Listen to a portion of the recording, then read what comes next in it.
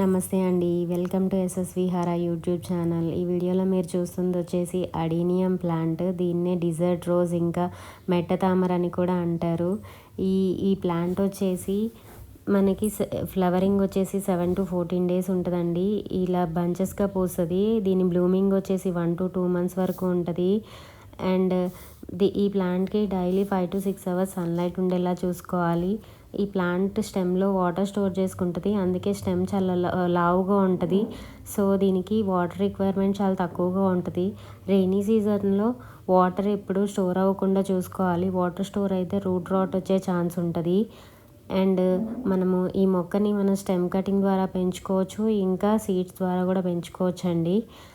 మనకి పాట్లో సాయిల్ మిక్స్లో మనం కొద్దిగా శాండ్ ఇంకా కోకోపీట్ యాడ్ చేసుకుంటే ప్లాంట్ బాగా గ్రో అవుతుంది.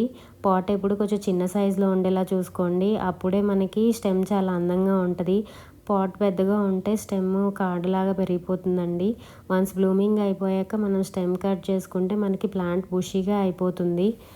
అండ్ ఈ ప్లాంట్కి ఎప్పుడు కూడా మనము సన్లైట్ మస్ట్ అండి.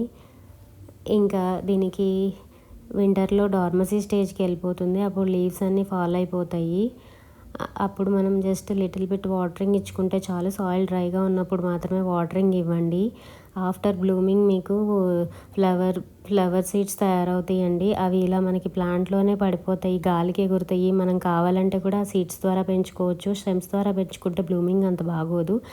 ఇలా స్మాల్ ప్లాంట్స్ తీసుకుని మనము వాటిని రీపాటింగ్ చేసుకుంటే మనకి చాలా బాగుంటుంది. స్టెమ్ చూసారా కొంచెం లావుగా ఉండి చాలా అందంగా ఉంటుందండి. ఇలా మనము సీడ్స్ ద్వారా ప్రాపగేట్ చేసుకుంటేనే ఇలా స్టెమ్ ఉంటుంది. అదే మీరు కొమ్మల ద్వారా పెంచుకుంటే స్టెమ్ అనేది మీకు ఇలా లావుగా రాదు.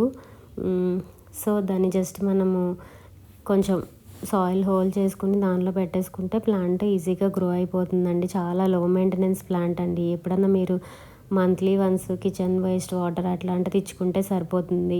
ఫ్లవరింగ్ చాలా బాగుంటుంది, చూడడానికి చాలా అట్రాక్టింగ్గా ఉంటుంది. ఇలా నేను సీడ్స్ ద్వారా ప్రాపగేట్ చేసుకున్న మొక్కలండి ఇవన్నీ. మీకు మార్కెట్లో కూడా దొరుకుతాయి.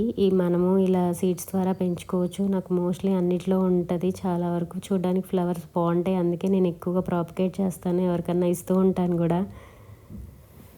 మీరు కూడా ఇలా ట్రై చేయండి. Thank you for watching. మీకు ఏమైనా డౌట్స్ ఉంటే మెసేజ్ చేయండి. ప్లీజ్ ఛానల్కి సబ్స్క్రైబ్ చేసుకోండి. Thank you.